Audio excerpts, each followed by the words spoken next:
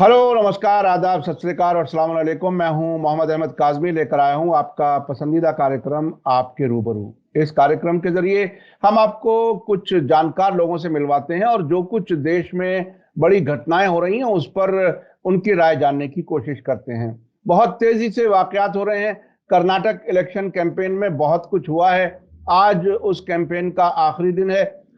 प्रधानमंत्री नरेंद्र मोदी जी ने बहुत कुछ बोला, लेकिन अब जो एक बड़ी खबर सामने आ रही है वो ये कि देश के विदेश मंत्री जो आईएफएस से पॉलिटिकल लीडर बने हैं, जनाब एस जयशंकर साहब, उन्होंने फ्रीडम ऑफ प्रेस के सिलसिले में जो एक ताजा रिपोर्ट आई है उसको उन्होंने पूरी तरह से उससे इनकार किया है। और ये कहा है, न सिर्फ इनकार किया है बल्कि ये कहा है कि हमारे यहाँ मीडिया कुछ ज्यादा ही आउट ऑफ कंट्रोल है। और उन्होंने साथ साथ जो डेमोक्रेसी इंडेक्स और दूसरे इंडेक्सेस सामने आते रहे हैं मजहब की आजादी के सिलसिले में भी, उससे भी उन्होंने इनकार किया और यह कहा कि हमें इसका मुकाबला करना चाहिए।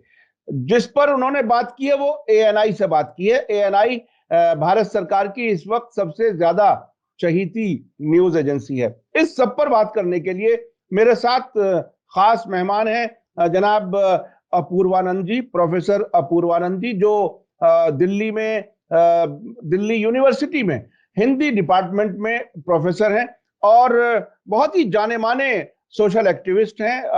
कॉलम्स लिखते हैं बहुत से अखबारों में और द वायर और कई और प्लेटफॉर्म्स पर भी अपनी बात बहुत ही बेबाक अंदाज में रखते हैं। प्रोफेसर अपूर्वानंद जी, वेलकम है आपका। मीडिया स्टार वर्ल्ड को आपने समय दिया। सर ये बताइए कि ये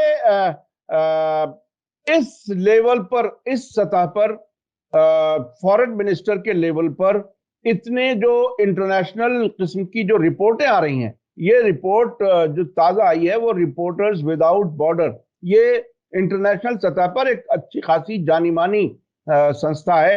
उसने कहा है कि हमारा हम जो है वो 166 में 181 में से 161 नंबर हम आ गए हैं। हमारी हालत अब से पहले इससे बेहतर थी।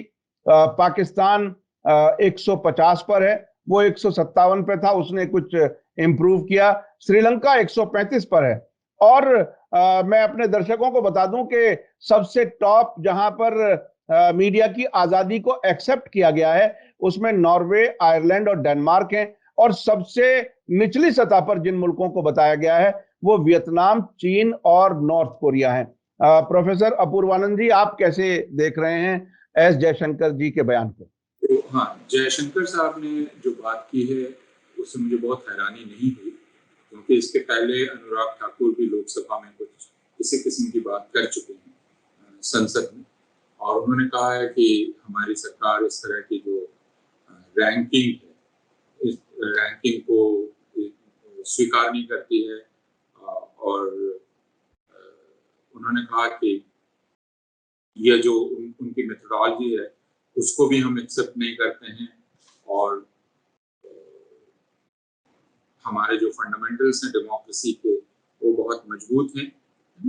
तो यह एक रवैया रहा है इस सरकार का। और वो मसला सिर्फ प्रेस फ्रीडम इंडेक्स का नहीं है, वो मसला हायर एजुकेशन में भी रैंकिंग का है, या फिर डेमोक्रेसी को लेकर भी रैंकिंग का है, या फ्रीडम ऑफ रिलीजन की रैंकिंग का है, और उसमें या हंगर इंडेक्स की रैंकिंग का है। उसमें भारत लगातार फिसलता जा रहा है नीचे। इन सारी रैंकिंग्स में फिसल रहा है, डेमोक्रेसी में फिसल रहा है, हंगर में हम बहुत नीचे चले गए हैं, या ऊपर चले गए हैं आप कह सकते हैं। दुनिया के कुछ सबसे ज्यादा भूखे लोगों के मुल्कों में हमारा शुमार होने लगा है। तो और डेमोक्रेसी में यह माना जाने लगा है कि अब हम पूरी डेमोक्रेसी रह ही नहीं गए हैं। और ये इस बात को थोड़ा मॉडेस्टली अभी कहा जा रहा है कि हम पूरी डेमोक्रेसी नहीं रह गए हैं। उसी तरह फ्रीडम ऑफ रिलीजन में भी अभी यूनाइटेड नेशंस के संस्था ने कहा है कि हम कंट्री पर कंसर्न है, मतलब ऐसे जिसको लेकर फिक्र होनी चाहिए। तो ये पूरी दुनिया कह रही है। अब हमारे मंत्री नहीं कह रहे हैं, ये बात समझ में आती है, क्योंकि वे ये कहना चाहते हैं कि हम दुनिया से निराले हैं और हम दुनिया की बात नहीं करते। लेकिन यह भी बहुत दिलचस्प है कि बीच बीच में वो कुछ विदेशी लोगों को उद्धृत भी करते हैं कि देखिए उन्होंने हमारे प्रधानमंत्री के बारे में यह कहा, उन्होंने उनके बारे में यह कहा। इसका मतलब उन्हें फिक्र है। और कभी कभी वो कुछ नकली चीजें भी जारी कर देते हैं, जैसे न्यूयॉर्क टाइम्स का कोई एक पेज जारी कर दिया या किसी और का जारी कर दिया कि उसने देखिए कितनी तारीफ की, बाद में पता चलता है वो झूठा था। तो हमारे कहने न कहने से नहीं होगा, क्योंकि हम पूरी दुनिया की बिरादरी के मेंबर हैं, सदस्य हैं।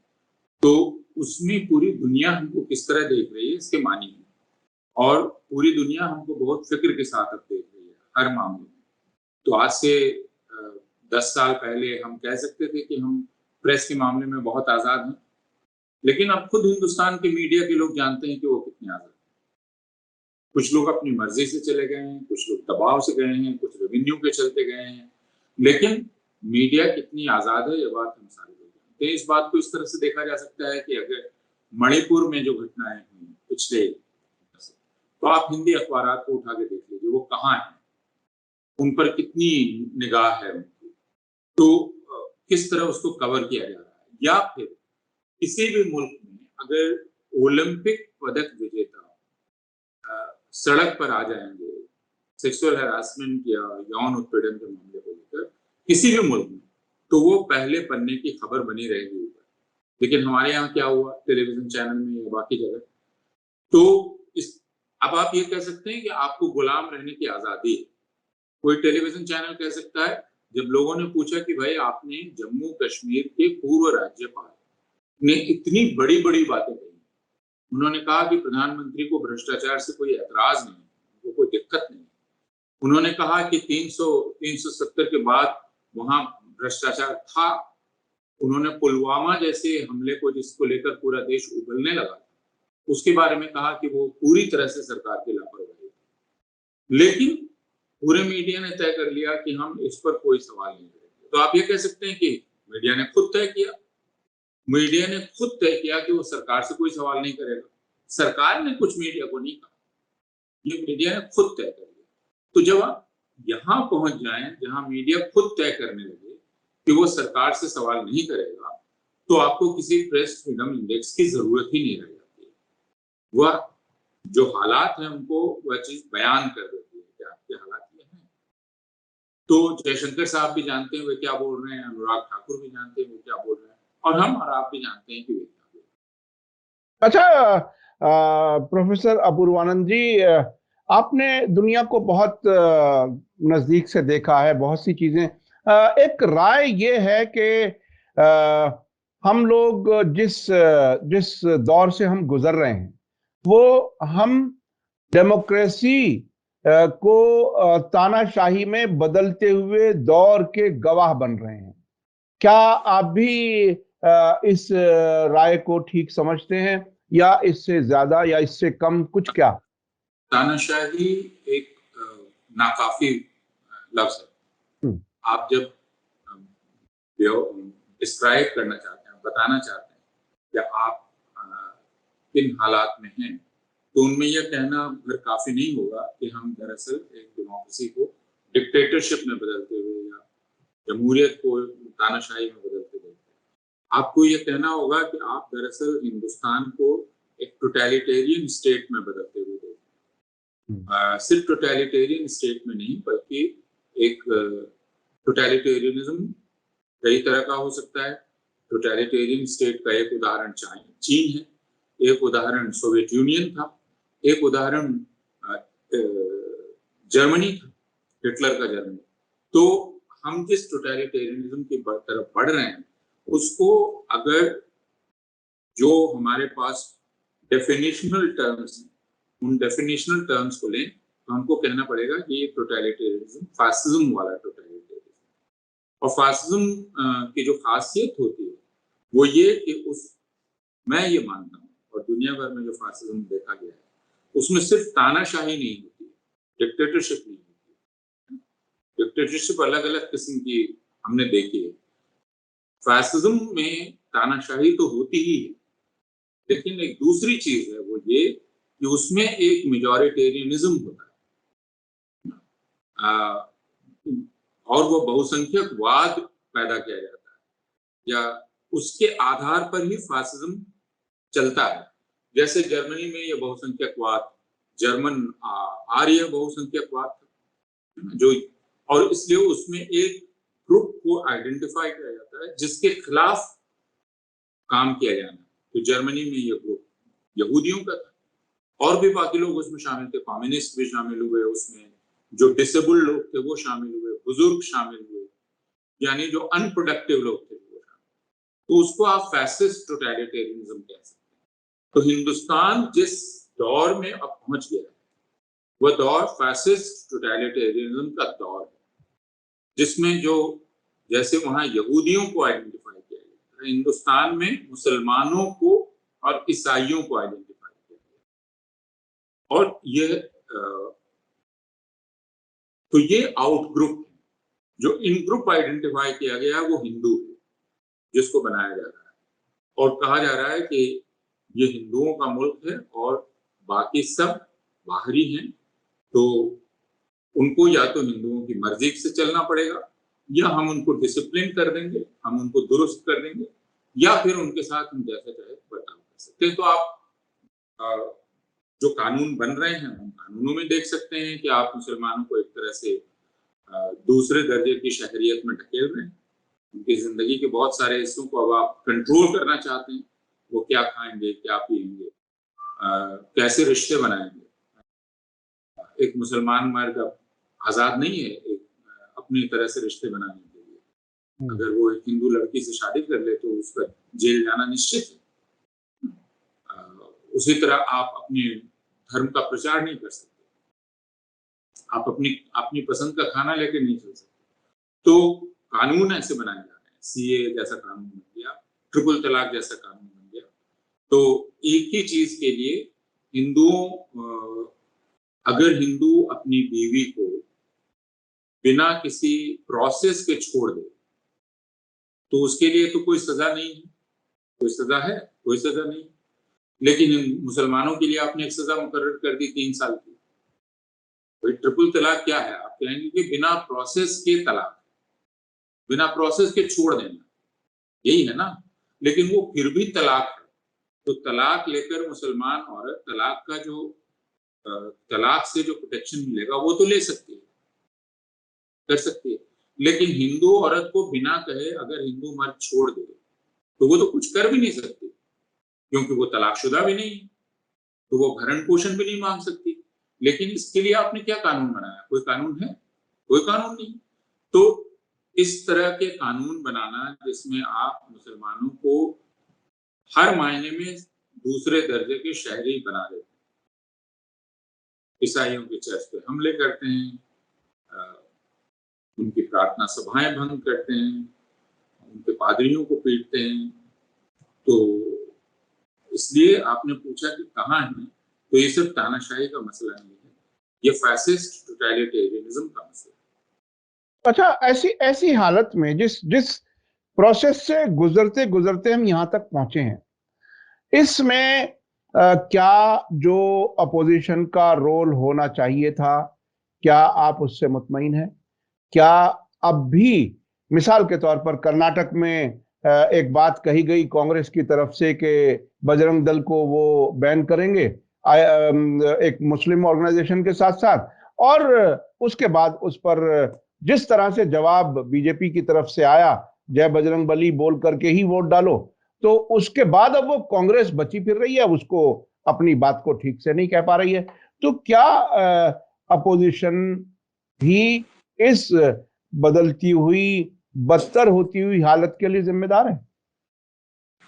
देखिए, दुनिया में ये देखा गया है कि एक बार अगर आपने फैसिज्म को सत्ता में ला दिया तो उसके बाद वो जितनी भी इंस्टीट्यूशनल मैकेनिज्म जो होता है, जो जमहूरियत को चलाता है, उनको वो कब्जे में कर देता है या डिसेबल कर देता है। तो जमहूरियत बिना इस इंस्टीट्यूशनल अरेंजमेंट के चल नहीं सकती, जिसमें इलेक्शन कमीशन होगा, जिसमें बाकी सारी संस्थाएं होंगी, पार्लियामेंट होगी। अगर वो सब डिसेबल हो जाए तो अपोजिशन कुछ नहीं कर सकती, और वो इसलिए भी कि एक मेजॉरिटेरियन सेंटिमेंट फिर रूल करने लगता है। और अपोजिशन ये कह सकता है कि भाई मुझे वोट लेने हैं, तो मुझे तो इसी सेंटिमेंटल फ्रेम में काम करना पड़ेगा। और फिर उसको हर कोई प्रमोट करता है, क्योंकि मीडिया उसको प्रमोट करने लगती है। और सबसे जो खतरनाक बात है वो ये, जैसे जर्मनी में भी हुआ था, रवांडा में हुआ, हर जगह हुआ, वो ये कि मीडिया ने ये तय कर लिया, हिंदुस्तान के बड़े मीडिया ने, कि वो एंटी मुसलमान विरोधी प्रोपेगेंडा करेगा या ईसाई विरोधी प्रोपेगेंडा करेगा। तो ऐसी हालत में अपोजिशन के पास औजार बहुत कम बच जाते हैं जिन औजारों को लेकर वो जाए। अब उसने कहा बजरंग दल को पर हम पाबंदी लगाएंगे, तो मीडिया का कर्तव्य था कि वो लोगों को बतलाए बजरंग दल क्या है। प्रधानमंत्री ने उसको डिस्टॉर्ट किया, कहा कि बजरंग बली को ताले में बंद करना चाहते हैं। तो मीडिया का कर्तव्य था कि कहीं एडिटोरियल लिखे कुछ करे कि भाई यह काम सिर्फ कांग्रेस का नहीं था कि वो बताया कि बजरंग बली और बजरंग दल एक नहीं है। कांग्रेस ने उसके बाद ये सारी बातें कही, लेकिन ये बात और अपोजिशन पार्टीज की भी थी। तो अभी अभी एक और बहुत ही गैर मामूली किस्म का बयान आया प्रधानमंत्री जी का, जिसमें उन्होंने कहा कि वो कांग्रेस का जो शाही परिवार है वो तमिलनाडु को देश से अलग देखना चाहता है। वो एक सॉवरन लफ्ज एक इस्तेमाल किया गया। उसके बाद उन्होंने बिल्कुल खुलकर के ये कहा कि देश से अलग करना चाहता है, तोड़ना चाहता है। इस हद तक क्या किसी प्रधानमंत्री को, जो देश का, पूरे देश का प्रधानमंत्री है, क्या इस हद तक गिरना चाहिए आपको? यानी इलेक्शन कैंपेन का आखिरी मरहला है, अब वो कोई आखिरी पासा फेंकने की सी हालत जिसे कहते हैं, उसमें इस हद तक चले गए वो। आपको इस पे आप क्या कहते हैं? देखिए, मुझे नरेंद्र मोदी को लेकर कभी किसी तरह का आश्चर्य नहीं होता। जब आपने पूछा कि क्या इतना गिरना चाहिए, तो मेरे लिए ये कोई प्रश्न ही नहीं है, क्योंकि किसी तरह की कोई मर्यादा कभी रखी हो, ऐसा कोई उदाहरण आप दिखला दीजिए। मैंने हर बार लोग हैरान होकर यही पूछते हैं कि क्या उन्हें ऐसा करना चाहिए था। उत्तर प्रदेश में लोगों ने पूछा, बिहार में पूछा, दूसरी जगह पूछा, क्या उन्हें ऐसा करना चाहिए था, आखिर वो प्रधानमंत्री हैं। और अब फिर हम पूछ रहे हैं। तो मुझे उनसे कोई तवक्को नहीं, उनसे कोई उम्मीद नहीं है ना। जिन लोगों को उनसे उम्मीद थी उन पर मुझे जरूर तरस आता है, और मुझे लगता है कि उन्होंने दुनिया देखी या नहीं देखी, या वो पॉलिटिकल पर्सनालिटीज का करियर कैसे बनता है, उसका बिल्डिंग ब्लॉक क्या है। आखिरकार प्रधानमंत्री मुख्यमंत्री थे गुजरात, और उनका बिल्डिंग ब्लॉक गुजरात में क्या था? उनका बिल्डिंग ब्लॉक हिट नफरत था। नफरत के बिल्डिंग ब्लॉक से उनकी पूरी पॉलिटिक्स बनी। तो उसके अलावा वो कुछ जानते नहीं है, और वो इसके अलावा कुछ कर नहीं सकते। तो यह उम्मीद करना ही गलत है, और यह सिर्फ मसला उनका नहीं है, क्योंकि अगर किसी देश का गृह मंत्री कैसे किसी राज्य के विरुद्ध दूसरे राज्य को सावधान कर सकता है, तो गृह मंत्री ने जाके कहा कि आपके बगल में केरल है, सावधान रहिएगा। ये देश का गृह मंत्री कर रहा है, उसका काम है ये अलग अलग राज्यों में सद्भाव बनाए रखना। यहाँ वो एक राज्य को अपने पड़ोसी राज्य के खिलाफ भड़का रहा है, तो उसको मणिपुर क्यों जल रहा है? क्योंकि मणिपुर के मुख्यमंत्री ने मैतेई मुख्यमंत्री के रूप में व्यवहार किया, उन्होंने मणिपुरी मुख्यमंत्री के रूप में व्यवहार नहीं किया। तो कुकी और दूसरे जो जनजाति वे आशंकित रहते हैं। तो ये पूरी भारतीय जनता पार्टी का स्वभाव है, और प्रधानमंत्री उसके सबसे बड़े नेता हैं। तो प्रधानमंत्री को महारत हासिल है नफरत भड़काने में, नफरत को गहरा करने में, खाइयां खोदने में, जहां खाई ना हो वहां खाई खोदने में। तो अब इस तरह का तर्क कोई प्रधानमंत्री कर सकता है कि उनके पास कब्रिस्तान है, आपके पास शमशान नहीं है। कोई ये तर्क कर सकता है, कह सकता है अपनी जनता को कि उनके शब बारात में और ईद में पानी आता है, आपके यहाँ नहीं आता, कोई नेता अगर ये कहे तो आप फिर क्या इसके बाद कहने को बचता ही क्या है ना? असम के मुख्यमंत्री आकर क्या कह रहे हैं कर्नाटक में? वो कह रहे हैं कि हमने वहां 600 मदरसे बंद किए हैं, हम सारे मदरसे बंद कर देंगे, है ना। एक मुसलमान मर्द क्यों चार शादियां करता है, क्यों 10 बच्चे पैदा करवाता है एक औरत से? अब इस तरह की जब हम निम्न स्तर पर उतर जाते हैं, हमारी ज़बान जब यहाँ पहुंच जाती है तो फिर तो कुछ कहने की बात बाकी है। अच्छा, अपूर्वानंद जी, एक एक पहलू है जिस पर मैं अक्सर गौर करता हूं, आप मैं समझता हूं ज्यादा बेहतर बता पाएंगे। ये जो नफरत की आग में झुलसते हुए जहन होते हैं, क्या उनको उस हद तक तैयार कर दिया गया? बल्कि तैयार जो जो सामने हम देख रहे हैं वो, यानी अच्छे खासे ठीक ठाक इंसान को वैज्ञानिक सोच से हटाते हटाते हटाते वहां तक ले गए जहां लोग गोबर खाने पर और पेशाब पीने पर भी तैयार कर दिए गए। तो ये कौन सा स्टेट ऑफ माइंड है? इससे आगे क्या बाकी बचता है? यानी जिसको अंधभक्त होते होते यहां तक अगर इंसान पहुंच जाए कि वो ना तो अपने खाली पेट को देखे, वो बीजेपी और मोदी मोदी करता रहे, और ना अपनी बेरोजगारी को देखे, और गोबर खाने और पेशाब पीने तक के लिए तैयार हो जाए, तो फिर इंसान और इससे ज्यादा नीचे क्या गिरेगा, कहां जाएगा, क्या मतलब इस साइकोलॉजिकल स्टेट ऑफ माइंड को आप कैसे देखते हैं? देखिए, जो पूरा आप कह सकते हैं, अगर खेल शब्द को मैं इस्तेमाल करना चाहूँ तो जो पूरा खेल है वो इस दिमाग पे कब्जा करने का खेल है। आप इस दिमाग पर कब्जा कर लें पूरी तरह से।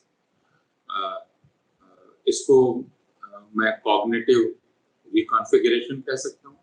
यानी आप ऐसी हालत में पहुंचा दें कि हम जो मेरे सामने सच्चाई है उसको मैं देख भी ना पाऊँ, उसको कॉम्प्रिहेंड ना कर पाऊँ, ऐसी हालत में आप पहुंचा दें। तो और उसके लिए आवश्यक ये भी है कि आप एक बहुत बड़ी असुरक्षा पैदा करें। तो वह असुरक्षा क्या है, किस किस तरह की है, उसको हम सब लोग जानते हैं और उतनी तफसील से बात करने का वक्त नहीं है। लेकिन और एक तरह पहले एक इंफीरियॉरिटी कॉम्प्लेक्स आप जनरेट करें, तो वो इंफीरियॉरिटी कॉम्प्लेक्स हिंदुओं में कैसे जनरेट किया गया? ये कहा गया कि भाई देखो, तुम 800 साल मुसलमानों ने तुम पर हुकूमत की, तो तुम इतने गए गुजरे थे, इतने और तुमने ख्याल नहीं किया अपना, तुम सोए रहे। अब ये जो सोए रहने का मेटाफर है, ये बहुत पुराना है। अगर आप देखेंगे, कोई 8 साल का नहीं, 100 साल 150 साल पहले हिंदुस्तान सोया हुआ था, हिंदुस्तान सोया हुआ था, फिर हिंदुस्तान जाग उठा। तो एक तो हुआ कि हिंदुस्तान जाग उठा स्वाधीनता आंदोलन के दौरान, लेकिन सोया कब से था? तो लोग कहते हैं सोया था वो 1000 साल से, सो गया, उसके पहले जागा हुआ था। तो सो गया, तभी मुगल आ गए, उन्होंने कब्जा कर लिया। तो अब कहा जाता है अब हिंदू जाग गए। तो अब हिंदू जाग गए हैं और जागे हुए हिंदुओं को अपने सारे पूर्वजों के साथ हुए अपमान का बदला लेना। तो मसला सिर्फ अपने लिए नहीं है, ये हमारे पुरखों के साथ जो हुआ, हम उसका बदला ले रहे हैं। तो हम किससे बदला लेंगे? जो उन पुरखों के वंशज हैं उनसे बदला लेंगे।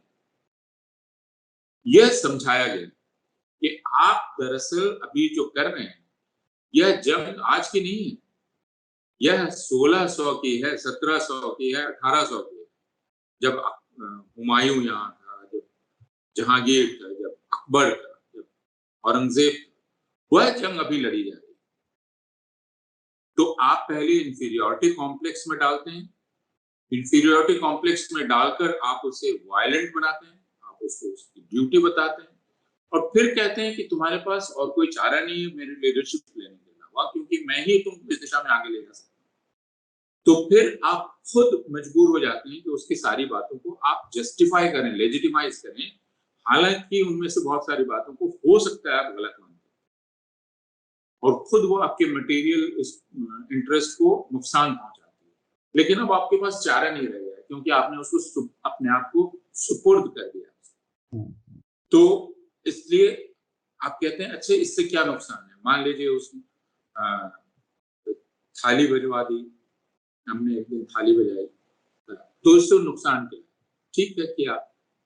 तो इस तरह आप अपने मन को समझाते रहते हैं कि नहीं ठीक है, क्योंकि हम एक बड़े काम में लगे हुए हैं। वो बड़ा काम है 800 साल की गुलामी का बदला लेना, बड़ा काम है हिंदू राष्ट्र स्थापित करना, बड़ा काम है अभी भारत को हिंदू बनाना, जो 70 साल में पीछे चला गया, तो अभी उसको रास्ते पर लाना।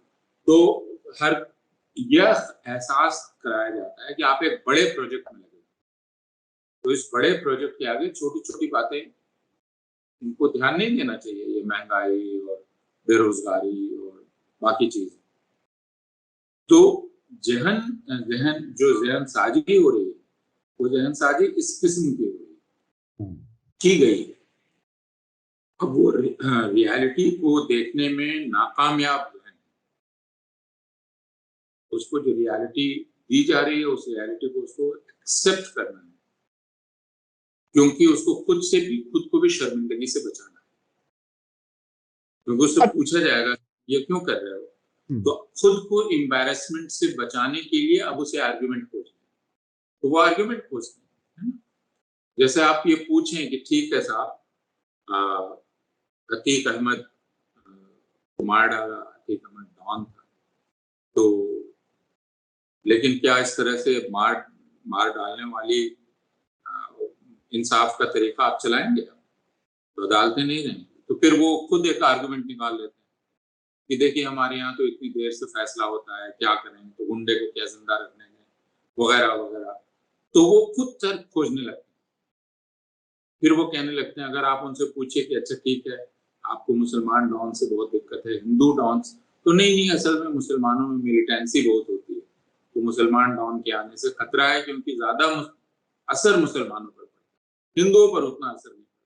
तो अब ये एक बहुत ही पेचीदा तरीका है जिससे ये दिमाग फिर बनने लगता है और वो एक तरह का सिपाही बन जाता है इस रजीम, और वो इस रजीम से अपने आप को मिला देता है। यानी वो ये सोचता है कि ये रजीम मेरे लिए है, तो वो ये नहीं अपने आप को सिटीजन के तौर पे नहीं देखता, वो देखता है कि ये रजीम मेरी पैटर्न है और मेरे लिए है, दोनों में कोई फर्क नहीं है।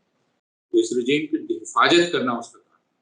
तो अगर पुलवामा में कुछ हो गया तो उसका आर्गुमेंट अब खुद वो देने लगता है कि आखिर प्रधानमंत्री क्या करें। अगर आप ये पूछें, एक लेजिटिमेट सवाल होगा किसी भी मुल्क में कि एक पूरा राज्य जल रहा है, पूरा राज्य जल रहा है और वो आपका सीमावर्ती राज्य है, आप इतनी ज्यादा बॉर्डर बॉर्डर बॉर्डर की बात करते रहते हैं, आपने बॉर्डर का तर्क देकर एक एक राज्य के 30-30 किलोमीटर को बीएसएफ के हवाले कर दिया। तो एक पूरा राज्य जल रहा है और प्रधानमंत्री कर्नाटक में टिका हुआ है। अब ये सवाल आप करेंगे तो उनके समर्थक कहेंगे अरे क्या करिए, बेचारे को चुनाव तो जीतना है ना, चुनाव जीतेगा तभी मजबूत होगा तभी तो कोई काम करेगा। तो देखिए गृह मंत्री को भेज दिया, लेकिन वो बेचारा लगा हुआ है 24 घंटा काम कर रहा है। चुनाव जीतना है, चुनाव जीत के केंद्र सरकार मजबूत होगी, तभी मणिपुर कंट्रोल होगा। तो तर्क हर जगह के लिए तर्क निकाल क्यों तो चुनाव में लगना, क्योंकि उनको अगर पावर मजबूत नहीं होगी तो कैसे फिर काम होगा, बताइए।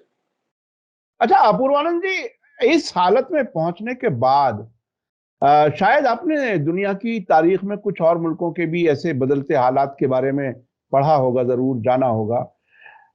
वापसी का कोई रास्ता है क्या? ये अगर इस हद तक लोग पहुंच जाएं, अगर लोगों को कुछ मशवरे के तौर पर अगर कुछ आप कहें तो क्या कहेंगे?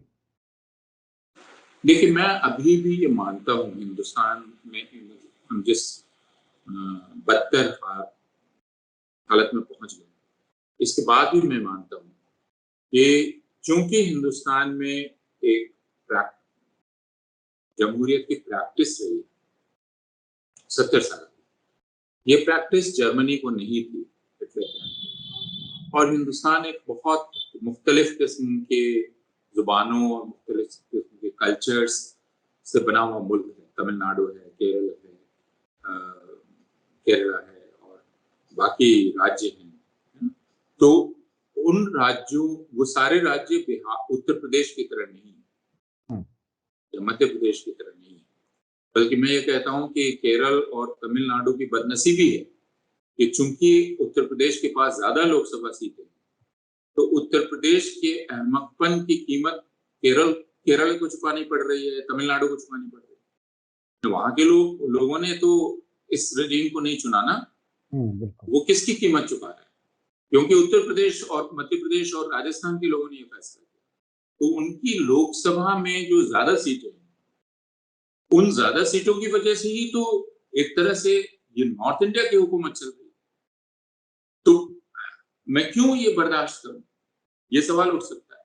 तो मैं ये कह रहा हूं कि हिंदुस्तान में भी पॉसिबिलिटी के जोन्स बचे हुए, और जैसा अभी अलीशान जाफरी और नील माधव नाम के दो नौजवान पत्रकारों ने कारावान में लंबी रिपोर्ट की, तो उन्होंने ये बताया कि दरअसल ये जो हेट, नफरत है, ये पूरी तरह से फैब्रिकेट की जा रही है, मैन्युफैक्चर की जा रही है। ऐसे लोग काम पे लगाए हुए हैं जो आपको दिखलाना चाहते हैं कि पूरे समाज में हेट है। यानी ऐसे वीडियोस आपको दिखलाई पड़ेंगे जिसमें हर कोई एक किस्म की बात कर रहा है। तो अलीशान और नील ने ये दिखलाया कि नहीं, ये सब प्रोफेशनल हैं, ये सब किराए के हैं, और ये एक ही लोग, हर व्यक्ति हर वीडियो में दिखलाई पड़ता है।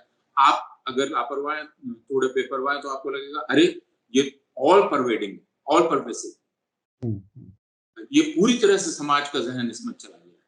तो गुंजाइश बची हुई है, और इसी गुंजाइश में अभी अपोजिशन को भी काम करना चाहिए और हमें और आपको भी काम करना चाहिए। उम्मीद नहीं छोड़ देनी चाहिए। मैं एक टीचर हूँ, मैं अपनी क्लासरूम में अलग अलग किस्म के नौजवानों से मिलता हूँ और अलग अलग सालों में, और मुझे उन क्लासरूम से काफी उम्मीद बनती है, नौजवान दिमागों से। तो मैं ये मानता हूँ कि अभी हम ये लड़ाई हार नहीं गए, उनकी तरफ से कोशिश पूरी हुई है, हम लड़ाई हार नहीं गए, इसलिए हमें वक्त के पहले हथियार भी नहीं डालने चाहिए।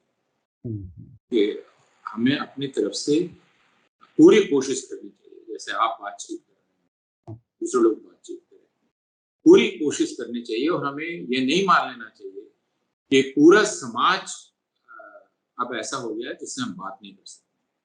हमें ये बात तो करनी ही पड़ेगी, और इन सब चीजों पर खुल के और ईमानदारी से बात करनी पड़ेगी। तो उसकी शर्त सिर्फ एक है कि हम जो बात कर रहे हैं, हमारा कमिटमेंट भी कुछ चीजों से अनकॉम्प्रोमाइजिंग होगा।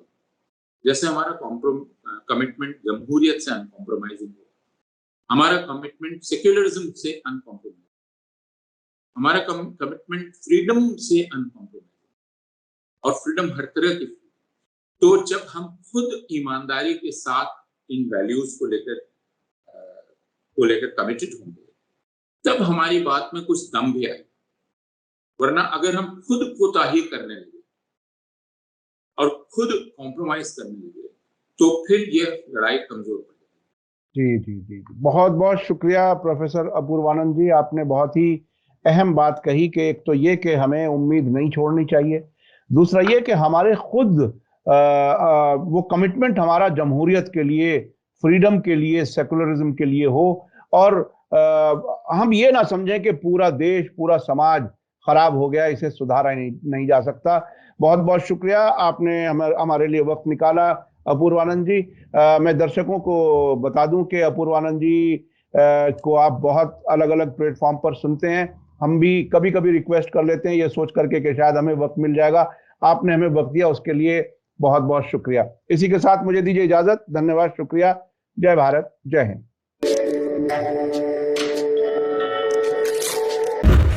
मीडिया स्टार वर्ल्ड के और वीडियो देखने के लिए हमारे चैनल को सब्सक्राइब करें और सीधे नोटिफिकेशन पाने के लिए बेल आइकन दबाएं। और अगर हमारी खबर सच्ची और अच्छी लगे तो अपने व्हाट्सएप, इंस्टाग्राम, फेसबुक और ट्विटर अकाउंट पर जरूर शेयर करें।